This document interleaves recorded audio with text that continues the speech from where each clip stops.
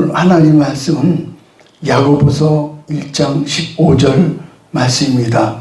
제목은 바이러스의 성경적인 이해다. 컨테이전이라고 하는 영화가 있습니다. 2011년작인데 바이러스를 소재로 한 영화입니다. 포스터를 좀 볼까요? 9년이 지난 후 지금의 코로나 바이러스의 현재 상황과 똑같이 이루어졌음에 우리는 큰 충격을 받고 있습니다. 컨테이전의 뜻은 감염 혹은 전염을 뜻합니다. 이제 잠시 영상을 보도록 하겠습니다.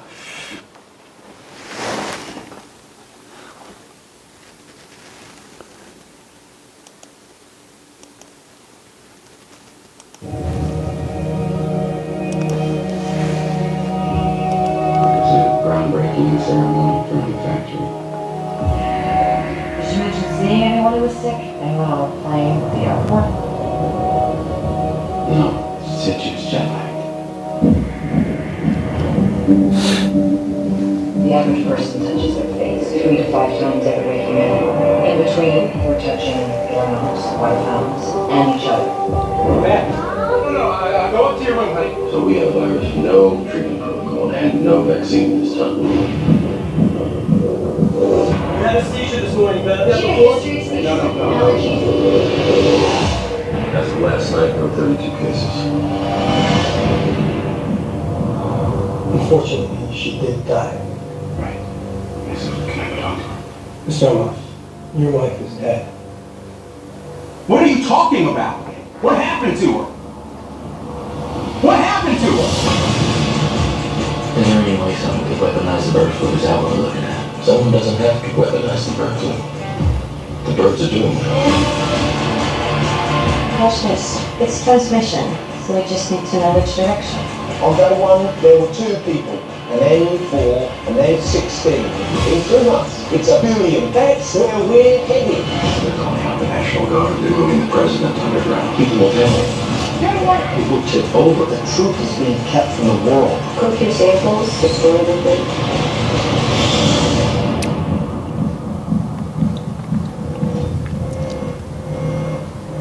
Hello. I need you to get me the names of everyone who serviced this room. This is an emergency. You can't panic now. I'm gonna get you home. I got people too, Dr. Cheever. What I'll do. Don't talk to anyone. Don't touch anyone. Stay away from other people.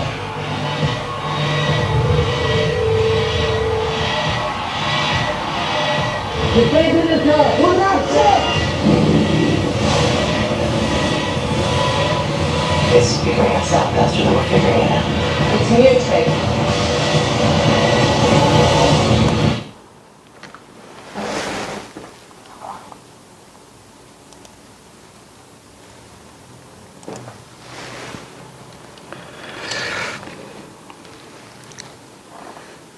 세균과 바이러스의 차이점을 좀 알아볼 필요가 있습니다. 인류가 발견한 가장 가벼운 세균은 0.000.000.000.001g. 이게 참 대단합니다. 지구상에서 제일 무거운 생물체는 고래로 무려 100톤이 나갑니다. 그런데 생태계는 오묘한 이치가 있습니다. 그 거대한 고래도 또 사람도 세균에 의해 죽고 해체를 당합니다. 세균은 보통 마이크로메다 단위로 측정을 하는데 즉 100만 분의 1메다입니다. 그런데 바이러스는 훨씬 더 작아서 마이크로메다로는 측정할 수가 없다고 합니다. 그래서 나노라는 단위로 측정을 합니다. 나노는 10억분의 1메다입니다.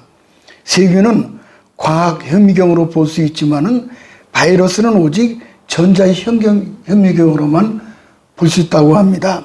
전 세계를 공포로 몰아간 바이러스는 사스, 에볼라, 메르스, 신종플루, 에이즈, B형 감염, 급기야 코로나 바이러스 19가 지금 전 세계로 유행, 결국은 팬데믹까지 이르게 되었습니다.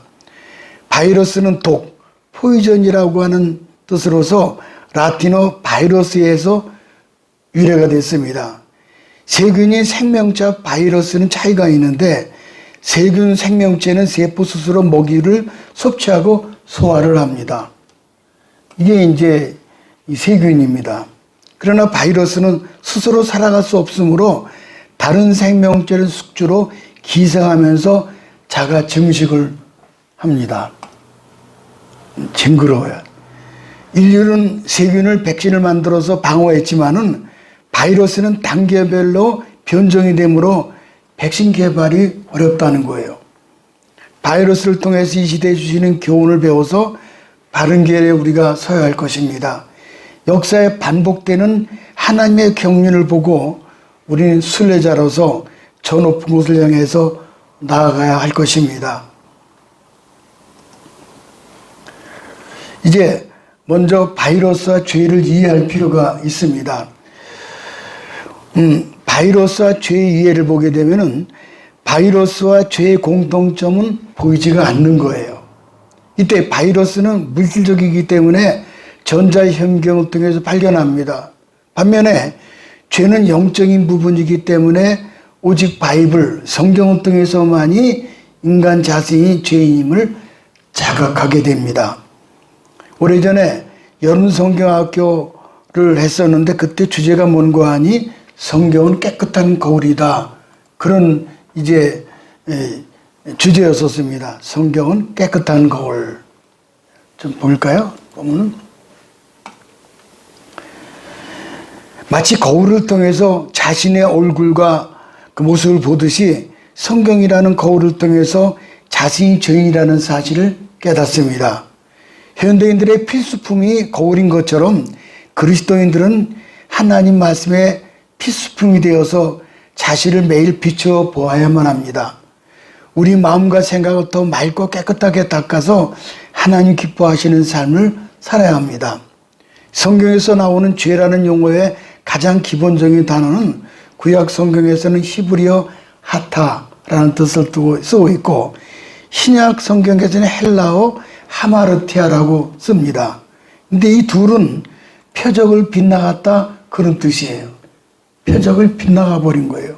이 그림을 좀 보시죠. 표적을 빗나가 버렸어요. 요번에 무슨 뭐 M방이지 뭐니 보니까는 그 빗나간 청춘, 아주 젊은 청춘인데 빗나가 버렸어요. 그 부모 마음이 얼마나 아프겠어요. 빗나가 버렸어요. 표적을 빗나갔다. 성경에 나오는 최초의 죄는 교만과 불순종입니다. 창세기 3장에 최초의 유혹자가 소개되고 있는데 창세기 3장 1절을 가볼까요? 여호와 하나님이 지으신 들짐승 중에 가장 간교하니라. 뱀이 여자에게 물어 이르되 하나님 참으로 너희에게 동상 모든 나무의 열매는 먹지 말라 하시더냐. 이 뱀은 그럼 누구를 가리키는 것입니까? 계시록 12장 9절 끝에 가보면 이렇게 돼 있죠. 보면은 큰 용이 내쫓기니 옛뵙고 마귀라고도 하고 사탄이라고도 하며 온 천하를 꿰는 자라. 그가 땅으로 내쫓기니 그의 사자들도 그와 함께 내쫓기니라. 뱀은 가장 강교한 짐승으로 사단이 뱀에게 들어갔고 뱀을 이용해서 하와를 유혹하게 된 겁니다. 이런 모습이죠. 사탄은 천국에서 천사장급이고 그는 자기 지위를 지키지 않고 처소를 떠나버린 겁니다. 그 이름은 루시퍼예요. 그런데 이 루시퍼가 다른 천사들 3분의 1을 선동을 해서 하나님 보좌를 찬탈하고자 했습니다. 그렇게 해서 결국은 루시퍼는 쫓겨나 사탄이 되었고 루시퍼를 따랐던 타락한 천사들은 귀신들이 된 겁니다. 그래서 성경에 사단은 단수로 귀신들은 복수로 나옵니다. 이 사악한 영들이 인간의 온갖 악들을 조종하는 거예요. 모든 사악한 것들의 배우는 이 사단들의 역사예요. 사악한 영들이. 요한복음 8장 44절에 보니까는 너희는 너희 아비 마귀에게서 났으니 너희 아비의 욕심대로 너희도 행하고자 하느니라. 그는 거짓말쟁이여 거짓의 아비가 되었음이라. 거짓된 사상을 퍼뜨리는 유물론, 무신론, 범신론, 또 그렇게 해서 정치 사상을 만들고 수많은 이단 사이비 종교도 만들고 있는 겁니다. 하와는 마귀의 유혹을 물리치지 못하고 선악과를 따먹고 싶은 욕망을 갖게 되었습니다.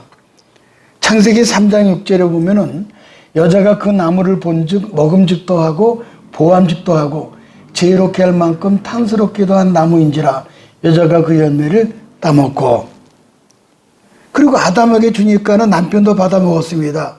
결국은 둘은 뭐가 됐지요? 신낙원이 돼버린 거예요. 신낙원. 이 그림 보시죠? 에덴 동산, 에덴이라는 뜻은 기쁨이라는 뜻인데 쫓겨난 겁니다. 신낙원. 이것으로 끝나는 게 아니죠. 밀턴이라는 분은 신낙원을 썼지만은 나중에 복낙원, 다시 이제 천국으로 가는 에덴 동산 회복되는 것을 글을 썼죠. 우리 인간의 상태는 5가지로 어느 신학자는 기술을 하고 있습니다. 그는 뭐냐 하면은 한번 볼까요? 보면은 인간의 5가지 상태는, 첫째는 아담의 타락 이전은 무죄 상태입니다. 하지만 아담과 하와의 불순종으로 인간은 죄악의 상태로 들어갔습니다. 이 죄악의 상태를 하나님의 진노의 상태라고 하고, 예수 믿고 구원받게 되면은 은혜의 상태로 들어가는 겁니다. 그리고 은혜의 상태로 살다가 이 땅을 떠나게 되면은 영광의 상태, 곧 천국으로 들어가게 되는 거예요. 여러분은 어느 상태에 속해 있습니까? 죄악의 상태, 진노의 상태, 어쩌면 지금이 그런 진노의 상태가 아닌가. 어쨌든 4번째, 은혜의 상태가 다 되시기 바랍니다.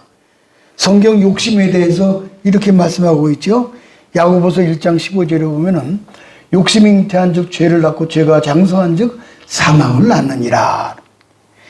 시작은 욕심이고 중간에 죄가 있고 결과는 사망입니다.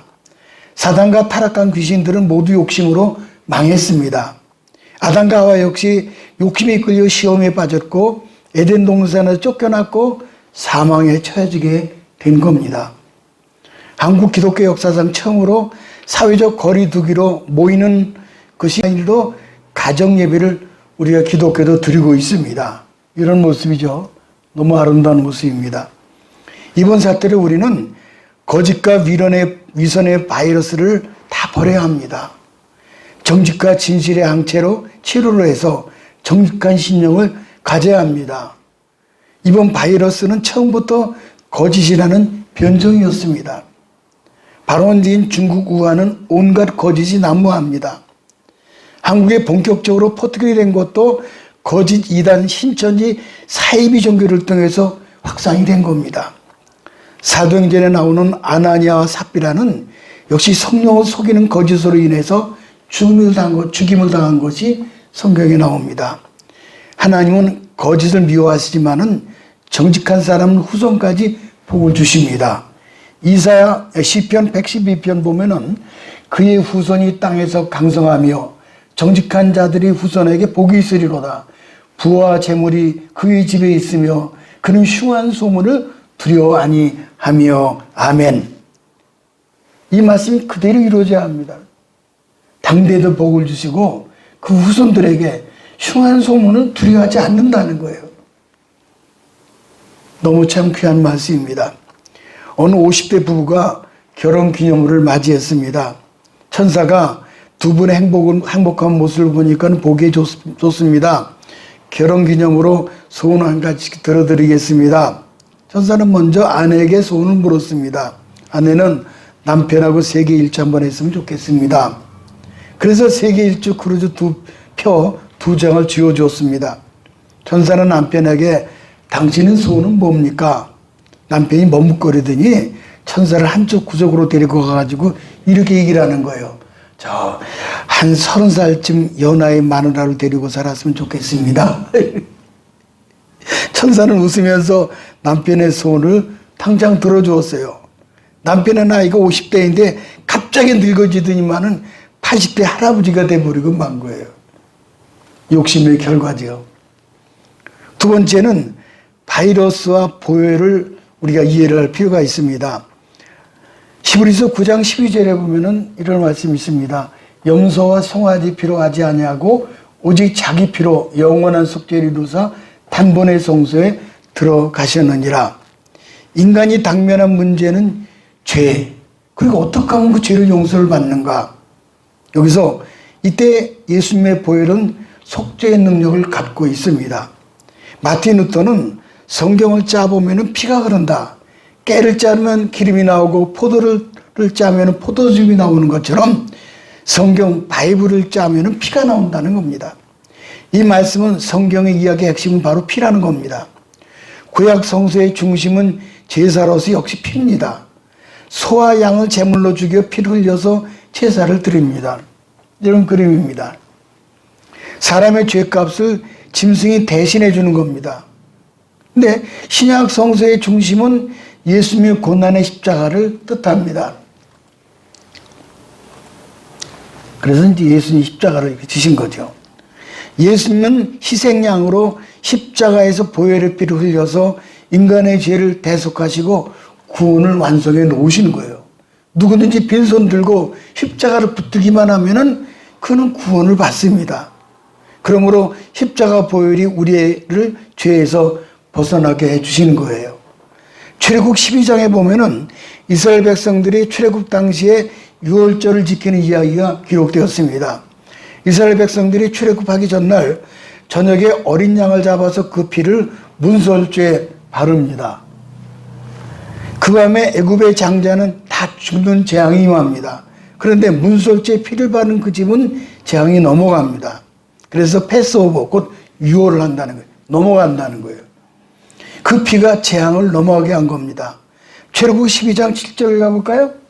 그 피로 양을 먹을 집 문 좌우 설주와 인방에 바르고 13절에 내가 피를 볼 때에 너희를 넘어가리니 재앙이 너희에게 내려 멸하지 아니하리라. 우리가 예수를 주로 믿으면은 그 뜨거운 주님의 십자가의 보혈의 피가 우리의 심령 이마에 잘 발라져서 죽음의 세력이 넘어가는 거예요. 마가복음 2장 5절을 7절을 또 보면 이런 말씀이 있습니다. 중풍병자가 이르시되 소자야 내 죄의 쌈을 받았느니라 하시니 서기관들이 거기 앉아서 신성모독이다. 오직 하나님 한 외에는 누가 능히 죄를 사하겠느냐. 사실 그들의 주장은 사실입니다. 하나님만이 죄를 용서해 주셔요. 그들은 예수님은 하나님으로 보지 않았기에 신성모독자는 몰아붙인 겁니다. 예수님은 중풍병자에게 그렇게 말씀하셨죠. 보면은 일어나 걸어가기 이전에 먼저 내 죄의 쌈을 받았느니라. 일어나 걸어가라 하기 이전에 먼저 내 죄의 쌈 받았느니라. 이 죄의 쌈의 문제가 더 중요한 거예요. 앞선 거예요.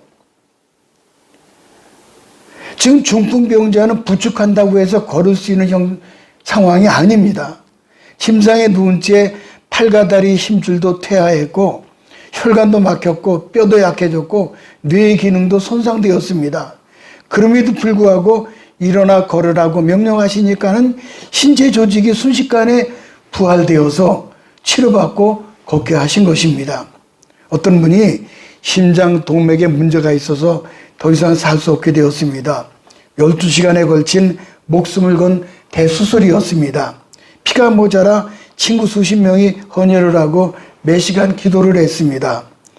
다시 살아나서 간증을 하는데 수술하는 동안에 내내 눈을 감아도 떠도 뜨거운 심정이 보이더라는 거예요. 그래서 그 심장에서 식지 않는 피가 자기에게 공급되는데 직감적으로 예수님의 피라는 사실을 느꼈습니다. 이렇게 십자가의 보혈은 2000년 전에 식은 피가 아닙니다. 지금도 살아서 흐르는 뜨거운 피입니다. 아주 중요한 진리가 있습니다. 바이러스는 매번 백신을 새롭게 개발해야만 그 병을 치료할 수가 있어요. 왜냐하면 바이러스는 계속해서 스스로 변종을 거듭하기 때문입니다. 그러나 예수님의 보혈은 2000년 전이나 지금이나 똑같아요. 누구든 어떤 죄이든 이 보혈의 항체는 모든 악한 죄를 순간적으로 눈같이 쉬게 합니다. 그래서 이사야 1장 18절에 보니까 이런 말씀이 있어요. 오라 우리가 서로 변론하자. 너희 죄가 주홍같이 붉을지라도 은과같이 휘어질 것이요 진홍같이 붉을지라도 양털같이 희게 되리라. 내 안에 죄의 바이러스를 고백하고 주의 피로 눈과 같이 양털같이 희게 되기를 주님의 이름으로 축복합니다. 세 번째는 바이러스와 기도 그리고 찬송의 이해입니다. 우선 기도지요. 역대하 6장 28절에 보면 이런 말씀이 있습니다. 만일 이 땅에 기근이나 무슨 전염병이나 질병이 있거나 막론하고 이 성전을 향하여 손을 펴고 무슨 기도나 간구를 하거든 주는 계신 곳 하늘에서 들으시며 사유하시래. 이것은 솔로몬 왕이 예루살렘 성전을 완공하고 언약궤를 성전으로 옮긴 후 낙성식을 하면서 드린 기도문입니다. 이런 기도죠. 전염병이든 기근이나 전쟁이나 어떤 국가적 위기에 우리가 할 일은 기도입니다. 기도. 다니엘서 6장 10절에 유명한 말씀이 있죠. 다니엘이 이 조서에 어인 찍힌 것을 알고도 예루살렘을 향하여 열린 창에서 전에 행하던 대로 하루 3번씩 무릎을 꿇고 기도하며 그 하나님께 감사하였더라. 이 그림이 너무너무 좋죠. 다니엘은 예루살렘을 향한 창문을 열고 하루 3번씩 기도를 했습니다. 결국 잡혀서 사자굴에 던짐을 받았습니다. 그러나 하나님께서 천사를 보내주셔서 사자의 입을 봉하셨으므로 무사했던 겁니다. 또 여전한 방식으로 지금 이제 이렇게 사회적 거리 때문에 교회를 오지 못하잖아요. 그럼 다니엘처럼 기도하는 거예요. 성전을 바라보고 하루에 3번씩 성전을 향해서 바라보고 기도하는 모습들. 우리가 기도할 제목들이 얼마나 많아요. 이제 다니엘처럼 기도하시기 바랍니다. 데일 카네기의 근심이여 안녕이라는 그런 글이 있습니다. 이 책에 보면은 메리큐스 만네라는 부인이 있었는데 그만 남편이 사후에 부도를 맞고 거리에 앉게 되었습니다. 어린 아들은 연필 훔치다 들켜서 학교에서 쫓겨났고 더 이상 살고 싶은 마음이 없어서 깨끗이 죽자. 그리고 아이를 재고 가스를 켰습니다. 가스가 나오자 정신이 몽롱해지고 그때 이웃집에서 찬송 소리가 들리는 거예요. 내 모든 시험 무거운 짐을 주 예수 앞에 아뢰이면 근심에 쌓인 날 돌아보사 내 근심 모두 맡으시네. 순간 그녀는 왜 죽을 생각을 하면서 기도할 생각하지 못했는가 자책이 되는 거예요. 아름다운 소리죠. 기도의 선. 아이들을 밖으로 밀어내고 가스를 잠갔습니다. 그리고 무릎 꿇고 기도하는데 눈물이 하염없이 쏟아지는 거예요. 훗날 그는 크게 재기를 했습니다. 자녀들이 멋지게 성공을 했습니다. 카네기는 책을 결론해서 이렇게 마무리합니다. 죽을 수 있는 용기를 가진 자들이여 하나님 앞에 기도하시는 용기로 바꾸어 보십시오. 100번의 탄식보다 한 번의 기도가 기적을 가져다 주며 100번의 절망보다 한 번의 믿음이 운명을 바꾸어 줍니다. 두 번째는 찬송이죠. 찬송. 역대하 20장 21절을 가볼까요? 여호사밧이 노래하는 자를 택하여 거룩한 예복을 입히고 군대 앞에서 행하며 여호와를 찬송하여 찬송이 시작될 때 여호와께서 복병을 두어. 당시 모압과 암몬이라는 두 나라가 연합해서 유다를 침공함으로 풍전등화 위기일발의 순간이었습니다. 이때 믿음 좋은 여호사밧 왕은 찬양대원을 앞세우고 적진을 향해서 나갔습니다. 말도 안 되는 전쟁의 모습입니다. 근데 찬송이 시작될 때 이 부분이 참 기가 막힌 말씀이에요. 시작이라는 게 중요해요. 찬송이 시작될 때 하나님께서 복병을 두어서 적군끼리 서로 죽이는데 살육전이 벌어진 거예요. 하나님 복병은 그들 마음속에 두려움을 심어주어서 스스로 자멸하게 하신 것입니다. 찬송이 시작할 때 아직 끝도 나지 않았잖아요. 또 다니엘서도 9장에 보게 되면은 가브리엘 천사장이 막 순간적으로 날아와 가지고 기도하는 다니엘에게 이러는 거예요.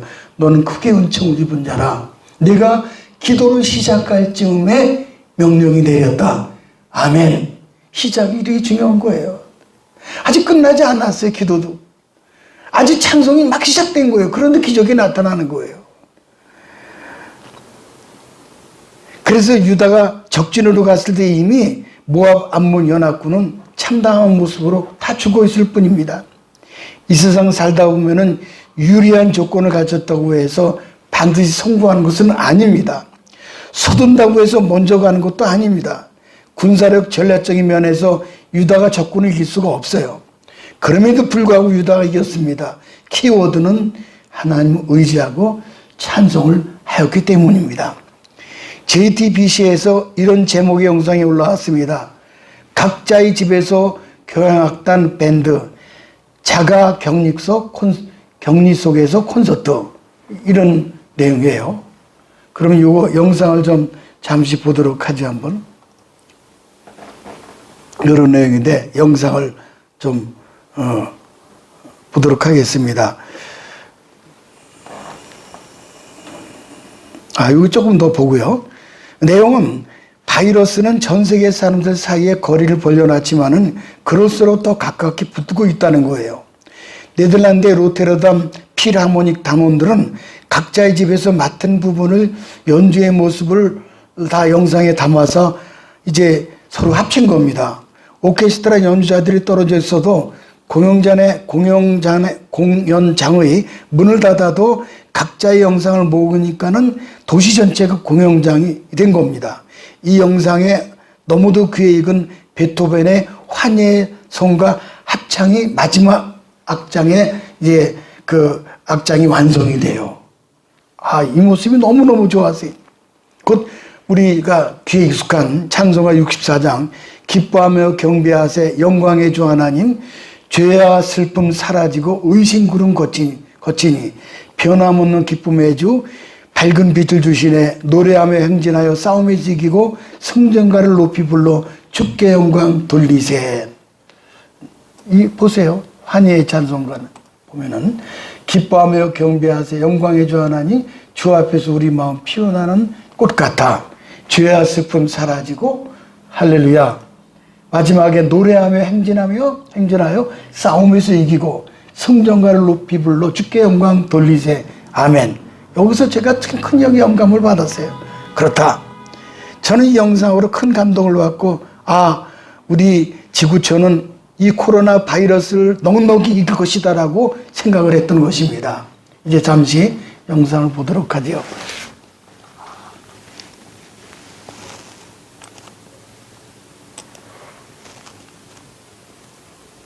사이에 거리를 벌려놨지만 그럴수록 사람들은 서로의 마음을 더 단단하게 붙들고 있습니다. 오케스트라 연주회를 하나 보여드릴 텐데요.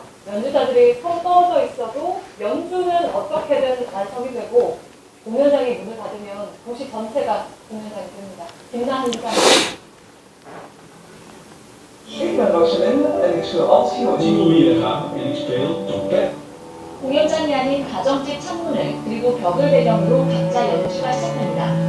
코로나19로 함께 모이기 힘든 상황, 네덜란드의 로테르담 필하모닉 단원들은 각자의 집에서 자신이 맡은 부분을 연주하는 모습을 영상에 담았습니다. 이 영상들을 모두 모으자 귀에 익은 베토벤 교향곡 합창의 마지막 악장이 완성됩니다.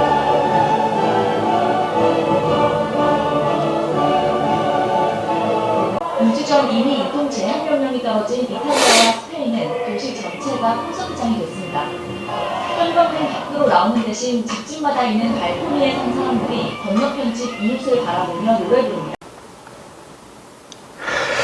이사야 43장 21절에 보면은 이런 말씀이 있어요. 이 백성은 내가 나를 위하여 지었나니 나의 찬송을 부르게 하려 함이니라. 하나님께서 인간 창조의 목적은 모든 피조물들이 하나님을 찬송하는 거예요. 물론 만물의 영장인 인간은 물론하고 자신의 영상을 입은 인간은 물론하고 모든 만물이 하나님 찬송하도록 그렇게 만들어 놓으신 거예요. 지금 야외 바깥에 나가 보면은 하얀 목령들이 하늘을 향해 있고 분홍 벚꽃은 활짝 펴서 가로수로 열병을 서고 있습니다. 노란 개나리는 춤을 추고 있죠. 각자 맡은 자리에서 하나님의 영광을 드러내고 있습니다. 이런 모습이죠. 목련, 벚꽃, 개나리 얼마나 아름다워요. 그런데 유독 만물의 영장인 우리 사람들은 모든 영광을 하나님께 드리는 일에 너무 게을렀던 거예요. 이걸 우리가 자백을 해야 합니다. 여기서 용서의 자비를 구해야 합니다. 오늘 두 편의 영상은 비전교회 다음 카페에 링크를 시켜놓았으므로 선명하게 볼 수가 있습니다. 우리 기도의 제목은 오늘 4가지를 이제 수렴할 수가 있습니다. 첫째는 바이러스와 싸우는 의료진의 안전과 건강의 보살핌. 두 번째는 병상의 환우들이 여호와 라파 곧 치료의 하나님으로부터 은혜와 자비를 잊게 되는 그런 바람. 세 번째는 하나님께서 지구촌에 은혜와 자비를 베푸셔서 바이러스를 거둬주시기를 소원함. 마지막 이번 일로 인간은 상한 갈대와 꺼져가는 심짐을 깨닫고 하나님 품으로 돌아오기를 기도해야 할 것입니다. 아무쪼록 바이러스를 극복한 후 먼 훗날 마스크 사려고 2시간씩 줄 서던 일들이 아련한 추억이 될 것입니다. 4월 5일은 정료주 이름으로 호산나를 부르며 이제 구원하소서. 그래서 사순절 고난 주간에 십자가 찬송을 많이 들으시기 바랍니다. 우리 모든 성도들이 주 안에서 평화로운 일상으로 다 돌아가게 되기를 주님의 이름으로 축원합니다.